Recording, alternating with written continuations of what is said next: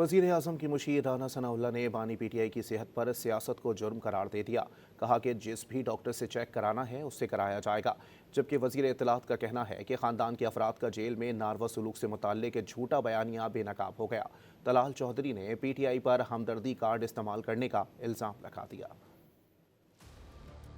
मुस्लिम league नून के senator Rana Sanaullah ने कहा है कि हुकूमत या जेल अथॉरिटी से कोई भी बानी पीटीआई की सेहत पर सियासत करे तो बड़ा जुर्म है।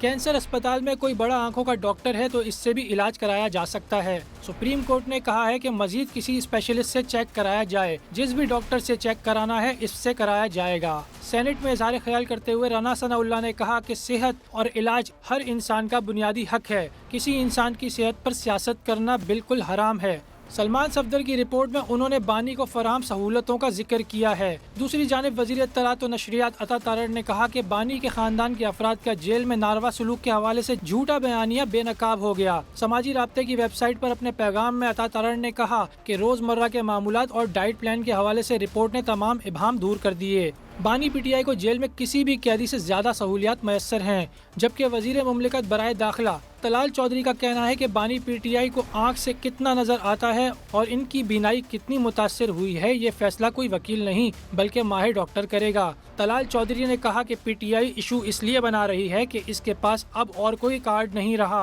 पीटीआई अब हमदर्दी कार्ड खेल रही है।